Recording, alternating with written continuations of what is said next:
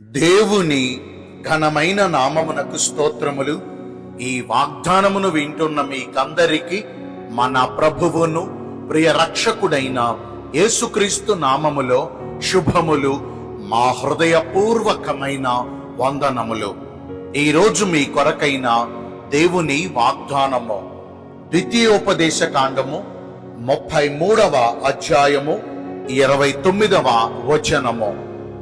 యెహోవా మనకు సహాయకరమైన కేడెము. మంచి దేవుడైన యేసయ్య ఈ మంచి వాగ్దానమును నిశ్చయముగా నేడు మనందరి జీవితములలో నెరవేర్చునుగాక. ఆమేన్.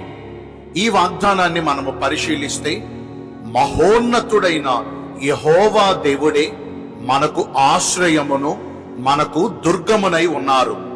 ఆపత్కాలము మనకు ఎదురైనప్పుడు, కష్టకాలములో మనం ఉన్నప్పుడు, శోధన సమయములో మనము నలిగిపోయి కృంగిపోతున్నప్పుడు, మనకున్న వారందరూ మనలను విడిచిపెట్టి మనలను అనాథలుగా మిగిల్చినప్పుడు, మనము ఒంటరులుగా రిక్తులుగా మిగిలిపోయినప్పుడు ఆయన ఒక్కడే మనము నమ్ముకొనదగిన సహాయకుడు.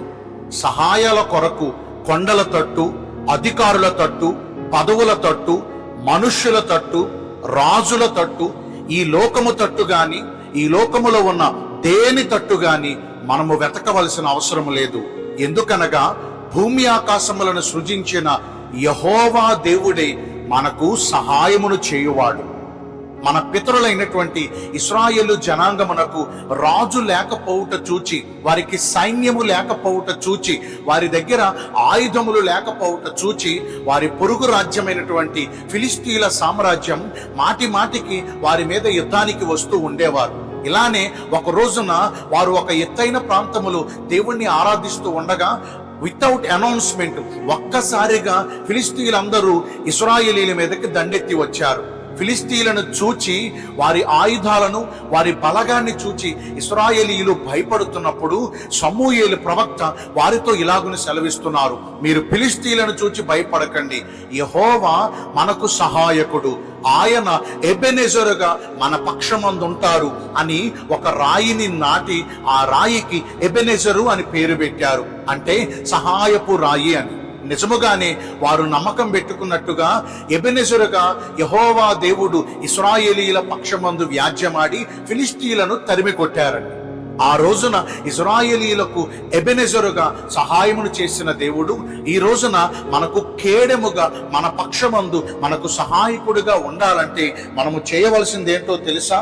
మనము మన పూర్ణ హృదయముతో యెహోవా యొద్దకు మళ్ళుకునిన ఎడల, దేవునికి ఇష్టము లేని, దేవునికి ఆయాసకరమైన, దేవునికి బాధను కలిగించే మాటలు గాని, క్రియలు గాని, మన పనులను గాని మనము విడిచిపెట్టి మనము పట్టుదల కలిగి ఆయన వైపు తిరిగి ఆయన సన్నిధిని ప్రార్థన చేసిన ఎడల నిశ్చయంగా మన ప్రార్థనను ఆలకించిన దేవుడు ఎబెనెజరుగా మనకు సహాయమును అందిస్తారు.